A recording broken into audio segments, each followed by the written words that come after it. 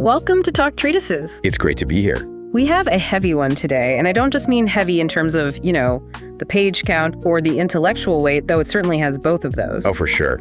It has both in spades. Right, but I mean heavy in the emotional sense. We're looking at a text that is, well, it's widely considered the founding document of epistemology, the study of knowledge itself. It absolutely is. But it's wrapped inside a wrapper, inside another wrapper, and the outer layer is actually a eulogy. We are talking about Plato's Theaetetus. It really is a remarkable piece of writing.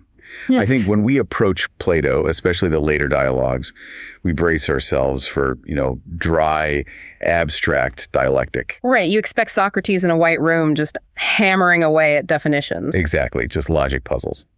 But Theaetetus starts in a very different place. It starts with grit and pain and the reality of death. Let's set that scene because it really struck me. We aren't in Athens initially. We are in the city of Megara. And we have these two characters, Euclid and Terpsichore. And the mood is, well, it's somber. It is incredibly somber. Euclid has just come from the harbor, and he has seen Theaetetus being carried home. And this isn't the young Theaetetus from the dialogue. Yeah. This is a grown man. A war hero. A war hero, a famous mathematician. He's been fighting in the Battle of Corinth. And he's in really bad shape. Terrible shape. He's wounded, but that isn't even the worst of it. The army camp has been ravaged by dysentery. So he's physically broken, he's dying of disease, and he's being carried back to Athens to die. Wow. And Euclid and Terpsichore are standing there, essentially mourning him before he's even gone. They're just remembering what a brilliant mind he had. It's such a human moment. It just reminds you that these names in philosophy books were real people. And Euclid recalls that years and years ago, Socrates had met Theaetetus when he was just a teenager. Mm-hmm. And Socrates, who had this uncanny knack for spotting talent, had predicted that this kid, Theaetetus, would become renowned if he lived. Which just makes the whole thing even more tragic. The prophecy came true, but now it's being cut short.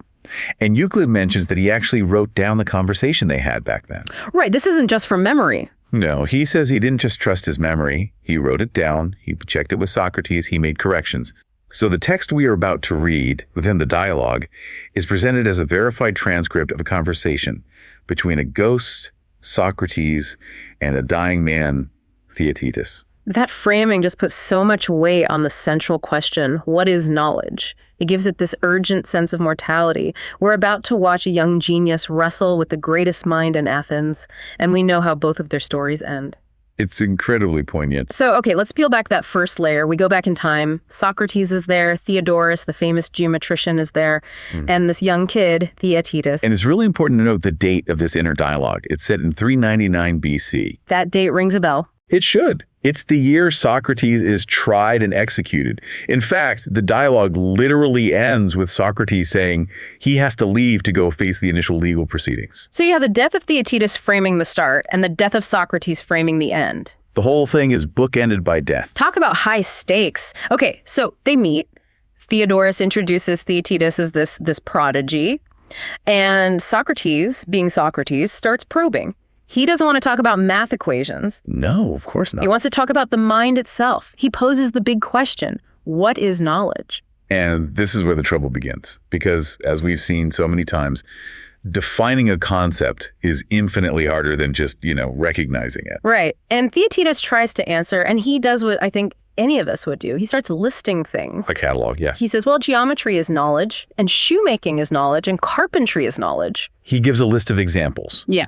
And Socrates just so gently shuts this down. He uses that great analogy, the clay. He says, if I asked you what clay is, and you said, oh, there's potter's clay and oven maker's clay and brickmaker's clay, you haven't told me what clay is. You just told me what it's used for. He wants the chemical formula, basically, not the product. Exactly. He wants the common nature that runs through all these different examples. Yeah. What is the one thing that makes both geometry and shoemaking count as knowledge? And Theaetetus is just stuck. You can feel the pressure on him. He says he feels like he has this idea inside him, but he can't get it out. He's in labor. And this leads to, hands down, the most famous metaphor in this entire text. Socrates explains why he is so annoying. He explains his art. He calls himself a midwife. The son of Phanerete, a midwife. It's a brilliant, brilliant comparison. Socrates points out that midwives are usually women who are past the age of childbearing. They are barren. Right. And he claims the same for himself. He's barren of wisdom. I've always found that claim a bit coy. I mean, this is Socrates. He's clearly the smartest guy in the room. Is he really saying he knows nothing? Yeah. He is, I think, very serious about it in this specific context. He claims he has no ideas of his own to plant in anyone's mind. He cannot teach. All they can do is help others deliver the ideas that they are pregnant with. He just stimulates the labor pains, the confusion, the perplexity, what Plato calls aporia. Exactly. And the pain is real. Theaetetus is practically sweating, struggling to articulate his definition. But there's a darker side to the midwife's job that Socrates brings up, and it's pretty harsh. It is. The midwife doesn't just deliver the baby. She has to inspect it. She has to decide if the child is healthy and real or if it is a wind egg. A wind egg. That's such a gross term. It is. It refers to a false pregnancy or maybe an unfertilized egg, something that looks like life but has no substance. It's a phantom. A dud. A dud. And Socrates warns Theaetetus very clearly, we are going to birth this idea of yours, but then I'm going to test it. And if it is a phantom, a lie, a logical fallacy, we're going to throw it away. And you cannot get mad at me like a mother whose firstborn is taken away. That really sets the ground rules. This isn't a gentle brainstorming session. This is going to be a brutal inspection. Absolutely. So Theaetetus takes a breath, he pushes through the confusion, and he delivers his first real definition. He says, knowledge is perception. Or sensation. Aesthesis in the Greek. The idea is, on its face, very simple. To know something is to perceive it. If I see the color blue, I know the color blue. If I feel the fire is hot, I know the fire is hot. It seems like the most obvious, unshakable foundation for truth you could possibly have. It does. But Socrates doesn't just attack this idea on its own. He immediately ties it to a celebrity philosopher of the time. He says, oh, I see you were a disciple of Protagoras. Protagoras. He was a giant of the sophist movement, right? His famous maxim was, man is the measure of all things. That's a one. We hear that phrase a lot, but what does it actually mean in this context? It is the ultimate statement of relativism. It means that there is no objective reality that exists independent of our experience. Things are to me exactly as they appear to me, and things are to you exactly as they appear to you. The classic example they use is the wind, right? It's perfect. We're standing on a hillside, the wind blows, I pull my cloak tight because I am shivering, I feel cold. You, on the other hand, fan yourself because you feel warm. Okay, so is the wind cold or is it hot? Protagoras would say, it is cold to you and it is hot to me. And this is the absolute crucial part. We are both right. Both of us. Both of us. There is no true temperature of the wind waiting to be discovered by a thermometer. The wind's temperature is entirely dependent on the perceiver. Your reality is your reality. So truth is personal. My truth is valid because I feel it. Your truth is valid because you feel it. There's no external standard. Precisely. But Socrates digs deeper. He says that for Protagoras' theory to actually work, it has to rely on another, even older philosophical school, the Heracliteans. The philosophers of flux. The everything moves crowd. Yes. Heraclitus famously said you cannot step into the same river twice. Everything is in constant motion. Socrates argues that if Protagoras is right, that the wind can be both hot and cold depending on the person, then the wind cannot have a stable, independent existence. It can't just be something. It can't be anything. It must always be in a state of becoming. Okay, wait. Walk me through that connection. Why does man is the measure require the whole world to be constantly moving? Well, think about the color white. Let's say we're looking at a flower. If that flower is truly white, if whiteness is a stable property that lives inside the flower, and then if I see it as gray, I am wrong. I am failing to see the truth of the flower. Right. I'm just misperceiving it. But Protagoras says, I am never wrong about my own perception. My perception is the truth. So whiteness cannot be a property in the flower, and it can't be a property in my eye. So where is it? It must be something that is born in the collision between my eye and the flower. It is an event, a motion, a momentary becoming. Oh, that's fascinating. So the world isn't made of things with properties. It's made of interactions. Precisely. It's almost a quantum physics way of looking at the world. The white only exists in that moment of contact. As soon as I turn my head, that specific whiteness ceases to be. Everything is in motion, shifting, colliding, becoming. It sounds kind of beautiful and also almost impossible to disprove. I mean, how can you argue with my truth is my truth? Well, this is where Socrates the midwife comes in. He decides to test this newborn child. He starts poking it to see if it's a wind egg. And he starts with what we might call the pig argument. I remember reading this and thinking, Socrates, you're just being mean now. He's being provocative for sure. he asks. If sensation is truth and every creature is the measure of its own world, why does Protagoras say man is the measure? Why not a pig or a dog-faced baboon? Yeah, that feels like a cheap shot. But look at the underlying logic. A pig has sensations. A pig smells, sees, feels. If sensation equals knowledge, then the pig's sensation is knowledge. The pig's truth is just as valid as a human's truth. Okay, so he's leveling the playing field to an absurd degree to show a flaw. And then he hits Protagoras where it hurts, in the wallet. He says Protagoras charges huge fees to teach students. He claims to make them wiser. Ah. But if man is the measure, and my opinion is already automatically true simply because I perceive it, then I cannot be wrong, and no one can be wiser than me. So why on earth would I pay a tutor? Exactly. If we are all equal measures of truth, Protagoras is a scam artist. He's charging for something wisdom that his own philosophy claims everyone already possesses perfectly. That's a very strong point. If all truth is subjective, then the entire concept of expertise doesn't exist. But Socrates doesn't stop there. He brings up the madman and the dreamer. This is basically the Matrix argument, thousands of years early. When you are dreaming or if you are mentally ill and hearing voices, those perceptions feel 100% real to you. True. When I have a nightmare, I am terrified. The monster is real to me in that moment. So does the madman know there are voices in his head? According to Protagoras, yes. His perception is true for him. But Socrates points out that we, as a society, we lock madmen up. We don't say, oh, that's just his truth, let him be. We say he's unwell. He is perceiving something false. So our actions as a society show that we believe in an objective standard of sanity. We act as if we do. And then comes the linguistic trap, the foreigner argument. This one is so simple, but it's devastating.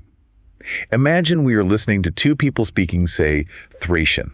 Okay, a language I don't understand. Do we hear them? Yes. Yeah. We hear the sounds clearly. Do we perceive the volume, the pitch, the intonation, all of that? Yes, perfectly. Do we know what they're saying? No, not a clue. But if perception equals knowledge, then by perceiving the words, we should automatically know the meaning.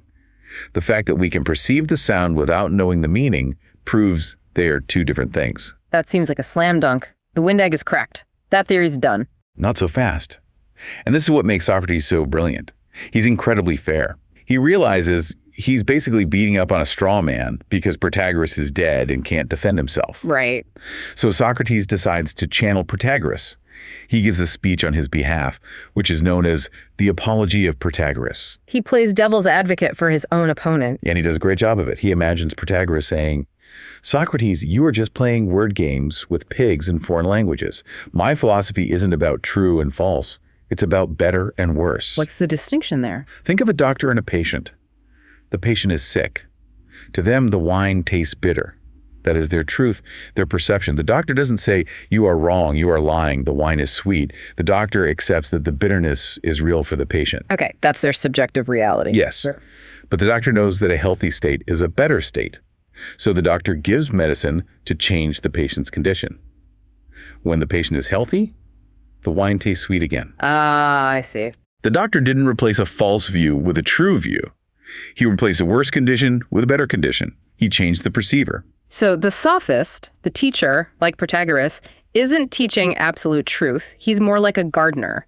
He's pruning your bad habits and planting better ones that help you succeed in life. Exactly. It's pure pragmatism. Truth is whatever works best for you and for your city. That actually sounds very modern, very corporate consultants speak. I'm not here to tell you what's objectively true. I'm just here to optimize your workflow for a better outcome. It is incredibly modern. But Socrates isn't buying it. He decides to dismantle this new, improved pragmatism with pure logic. And this leads to the self-refutation argument. This one's a bit of a brain twister, so you have to follow the steps. I'm ready. Lay it on me. Okay. Protagoras' core thesis is, all opinions are true for the person who holds them. Right, because everyone is their own measure. Now look at the world around you. What is the opinion of the majority of people regarding Protagoras' theory? Do most people you meet agree that all truth is subjective? No, not at all. Most people believe in objective facts. They think Protagoras is wrong. So the opinion of the crowd is Protagoras is wrong. Yes, that is their opinion. Now Protagoras has to abide by his own rule. His rule is all opinions are true. Therefore, he must say that the crowd's opinion is true. Oh, I see where this is going. This is not good for him. If the opinion Protagoras is wrong, is true, then Protagoras is wrong. He traps himself. His own theory forces him to admit that his theory is false. It's a logical suicide. To maintain that every view is true, he has to validate the view that completely destroys his own philosophy. He has to concede that his opponents are right to call him wrong. That makes my head hurt. It's just a perfect, inescapable closed loop. And then Socrates brings in the heavy artillery, the argument from the future. The future? How does that come into it? Well, Protagoras says man is the measure. I am the measure of how I feel right now. If I'm hot, I'm hot. That's settled. But am I the measure of what will happen next Tuesday? Well, I can have an opinion about it. I can say, I think it will rain on Tuesday. But a meteorologist looks at the satellite charts and says, no, it will be sunny. Now Tuesday comes, it is sunny. Who was the measure of that future truth? The meteorologist, obviously. Exactly. His opinion aligned with reality. Yours did not. When it comes to the future to prediction, some people are definitely wiser, better measures than others. A cook knows better than the guest how the dinner will turn out. A general knows better than the private how the battle will go. So if expertise exists regarding the future, then the whole man is the measure thing falls apart. We aren't all equal measures. Correct. And finally, Socrates goes back to that foundation of it all, the Heraclitean flux, the idea that everything is moving. He points out that if everything is constantly changing, not just moving in space, but changing its qualities from moment to moment, then language itself becomes impossible. How so? If I point to a piece of paper and say, this is white, in the fraction of a second it takes me to say the word white, the paper has already shifted. It's now off-white or grayish or something else entirely. If flux is absolute, nothing stays still long enough to be named. You could never tin anything down. Never. We couldn't say this is that. The only thing we could say is, it is, well, it's know-how. We need a whole new dialect. We'd be reduced to just grunting and pointing. Exactly. And so, after all this, Socrates looks at Theaetetus and says, my boy, this egg is a wind egg. Perception is not knowledge. We have to toss it out. And right here, the dialogue takes this strange turn. It feels like Socrates just needs a break from all this intense brain-melting logic. He launches into the speech comparing the lawyer and the philosopher. It feels like a total digression, but it's so vivid. It is a digression, but it serves a real purpose. It contrasts the world of becoming, the busy, rushing, practical world, with the world of being, the world of abstract thought. And he describes the lawyer or the politician as a slave. A slave. That's incredibly harsh. These were powerful, respected men in Athens. But they are slaves to the water clock. In Athenian courts, speeches were timed by a clepsydra, a dripping water clock. The lawyer is always rushing, always out of time. He's always speaking to persuade a master of the jury. And that shapes his soul. Socrates says it makes the lawyer keen and sharp, but small-souled. They become crooked, deceitful, and focused only on winning the case, not on discovering the truth. And the philosopher? The philosopher is a free man. He has leisure. He doesn't care how long the argument takes. But, and this is the trade-off, he is completely useless in the city. He doesn't know the way to the marketplace. He doesn't know who is suing whom. And Socrates tells that famous story of Thales. Thales the astronomer, the first philosopher. Thales was walking at night, gazing up at the stars, trying to understand the cosmos. And he walked right into a well and fell in. The classic absent-minded professor. And a Thracian handmaid, a servant girl, saw this and just laughed her head off at him. She said, he is so eager to know what is happening in the sky, he doesn't see what is right at his feet. I think anyone who deals with abstract ideas has had a Thracian handmaid moment. You know, you're thinking about the nature of justice and you walk straight into a glass door. But Socrates wears that mockery as a badge of honor. He says the philosopher looks ridiculous in court because he isn't interested in the specific question of, did my neighbor steal my cow? He's interested in the universal question, what is justice itself? He looks clumsy in the particular, but he is at home in the universal. It's a really lovely defense of the intellectual life. But the break is over. Socrates pulls Theaetetus back into the operating room. Perception is dead. We need a new definition. So Theaetetus suggests, knowledge is true opinion. This seems like a very logical next step. We move from the external senses, perception, to the internal mind, opinion. And he's careful to specify true opinion, because obviously a false opinion isn't knowledge. But this immediately triggers a crisis for Socrates. Before he can even begin to accept true opinion, he gets completely stuck on the concept of false opinion. It sounds strange to us. We know people make mistakes all the time. But Socrates is looking at the pure logic of the mind, he asks. How is it even possible to be wrong? What's the difficulty there? It seems obvious. Well, take a person, say, Theodorus. You either know Theodorus or you don't know him. There's no third option. Okay. If you know him, you can't mistake him for Socrates because you know him. If you don't know him, you can't mistake him for Socrates either because you don't have him in your mind to begin with. You can't have an opinion about a total stranger you've never met or even heard of. So I can't mistake a known for a known because I know them, and I can't mistake an unknown for anything because they're unknown. Exactly. So where does the error come from? It seems logically impossible. And to solve this, Socrates invents the wax tablet metaphor. I love this imagery, the soul as a block of wax. A gift of memory, the mother of the muses. He says every soul has this slab of wax. For some people, it's deep and pure and takes a perfect impression.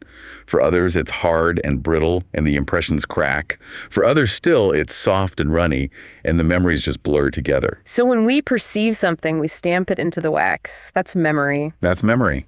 An error happens when we mismatch the stamp. How does that work? Imagine I see you walking towards me from a distance. I have the stamp of you in my wax. I know what you look like. But the light is bad.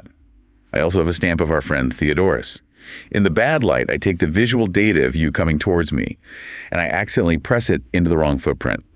I press it into the stamp of Theodorus. Like putting your foot in the wrong shoe. Exactly. I have mismatched the current perception to the old memory. That is false opinion.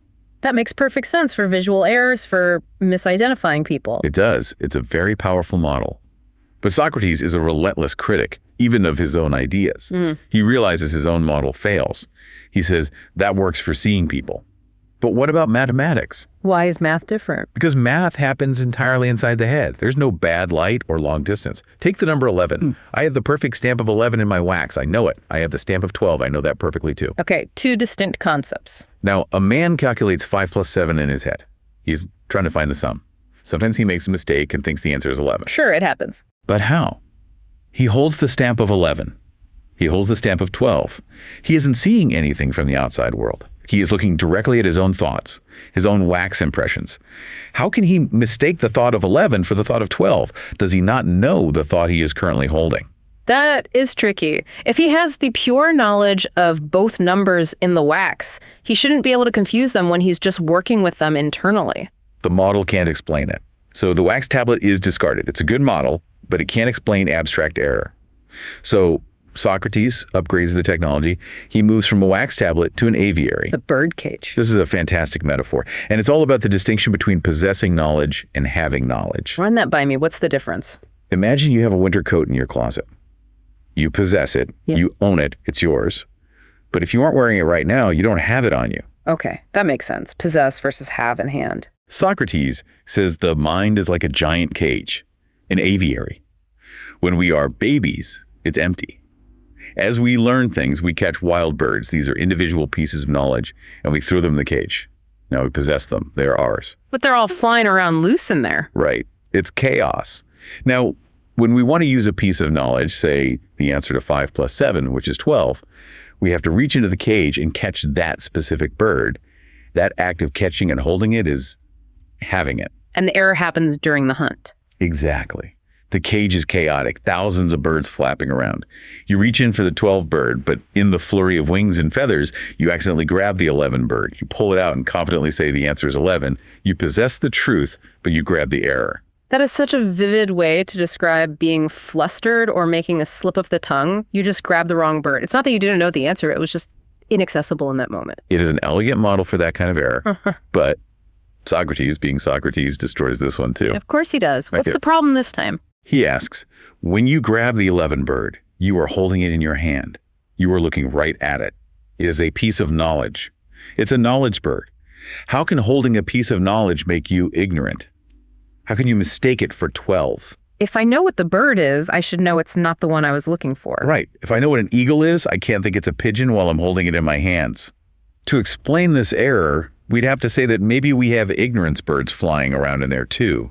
But then, how do we tell the knowledge bird from the ignorance bird? Do we need a knowledge of knowledge bird to help us identify the others? Oh no, it's an infinite regress, an aviary within an aviary, forever. The whole model collapses under its own weight, so the aviary is discarded. But we still have the core definition to deal with. Knowledge is true opinion. Can that stand on its own, even without the metaphors? This is where Socrates uses the jury argument to kill this one off. And this feels very practical, very real world. It is. It's a brilliant example. Imagine a robbery. Nobody saw it happen except the victim and the robber. They are the eyewitnesses. They have actual knowledge. Okay, firsthand experience. The case goes to court. The victim hires a slick, persuasive lawyer. The lawyer wasn't there. The jury wasn't there. But the lawyer gives this incredibly convincing speech. He persuades the jury that the robbery happened exactly as it did. The jury votes guilty, and they are right. Their opinion matches the facts of the case. So they have true opinion. Yes. But do they have knowledge? Socrates would say no, absolutely not. They were just persuaded by a good speech. They didn't see it happen. They don't have the direct perception. Precisely. They lucked into the truth via persuasion. The eyewitness knows because he saw. The jury only has an opinion, even if it's a correct one. Therefore, true opinion is not the same thing as knowledge. You can be right for the wrong reasons or for secondhand reasons. This leaves us with one final attempt. Theaetetus is exhausted at this point. All his previous babies have been declared wind eggs. But he remembers hearing something. He says, knowledge is true opinion plus logos. This is the heavyweight contender. True opinion combined with a rational explanation. For centuries, this was basically what modern philosophy called justified true belief. It's the idea that to know something, you have to believe it, it has to be true, and you have to be able to explain why it's true. It sounds perfect. Unbeatable. Surely this has to be the answer. It seems so. It feels right. But Plato, through Socrates, decides to scorch the earth here. He attacks the word logos itself, explanation. He asks, what does it actually mean to explain something? And he breaks it down into three possible meanings. Okay, let's go through them. Possibility one, logos just mean speech. Just voicing your thought. But Socrates dismisses this instantly. Anyone who isn't mute can speak. If I say the earth is round, I have voiced a true opinion. But merely saying the words is not a rational explanation or a proof. It's just noise. Okay, that one's too easy. So possibility two. Logos means enumeration of elements, listing the parts. The wagon argument. Socrates asks, what is a wagon? If you just say, it's a structure for hauling things, that's a vague opinion. But if you can say it is 100 specific planks of wood, plus wheels, an axle, a body, rails, a yoke, you have listed all the elements. You have the logos. That sounds a lot like knowledge to me. Knowing all the parts implies you know the whole thing. But Socrates launches the syllable paradox here. This is deep, so we should slow down. Think of the syllable so, as in the first syllable of Socrates' name. Okay, it's O. The syllable so is a unity. It has a distinct sound. But what are its elements? The letters S and O. Right, the parts. Socrates asks, do we know the letter S? What is S? It's just a hissing noise. Ses. It has no definition on its own. It's a primitive element, and O is just a vocal sound. So the individual elements are undefined. They're just raw data. Primitives? Exactly. Socrates argues that the elements, the letters, are unknowable in themselves. They can only be named, not explained or defined. But the complex, the syllable, is knowable. Wait, that's the paradox. If I don't know S and I don't know O, how can I possibly claim to know SO? How can two unknowables stack together to create a known? That is the dagger. Mm-hmm. If logos means listing the elements, but the elements themselves are unknowable basics, then we don't really know the whole thing either. We're just listing a series of noises we don't fundamentally understand. So enumeration of elements fails as a definition for knowledge. That leaves only one option. Possibility three, logos means differentiation. Knowing the distinguishing mark. What makes the sun different from all other celestial bodies? It's the brightest one in our sky. What makes Theaetetus different from all other men? Socrates mentions his specific physical features, his snub nose and his bulging eyes. Right. So the theory goes, I have a true opinion about Theaetetus. To elevate that to knowledge, I must add the definition of what makes him unique, what differentiates him from everyone else. That sounds really solid. That's how we identify things. But look closer. If I have an opinion about Theaetetus in the first place, I mean, simply to identify him in my mind and not confuse him with Socrates, don't I already have to know his distinguishing mark? Oh, yeah. If I didn't already have the idea of his snub nose in my head, I'd just be thinking of a generic person, or I'd be thinking of someone else entirely. Exactly. I can't have a specific opinion of you unless my mind has already grasped what makes you you. So to say knowledge is right opinion plus the knowledge of the difference is a complete tautology. It's just saying knowledge is opinion plus knowledge. You can't use the word you were defining in the definition. It's a circular argument. It proves nothing. It gets you nowhere. So hang on, perception failed. True opinion failed. And now true opinion plus a rational explanation has also failed. What is left? Nothing. Nothing. We've been at this for what feels like an hour. We've dissected the wind, the wax tablet, the bird cage, the wagon, and the answer is nothing. That is the ending of the dialogue. It's what philosophers call a poria, an impasse, a state of puzzlement with no way out.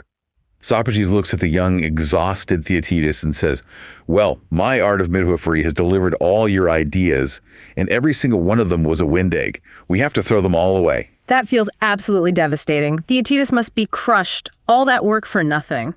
But Socrates, in a beautiful move, frames it as a gift. He tells Theaetetus that he will be better off now. He says, if you ever conceive other ideas in the future, they will be better because of this purge.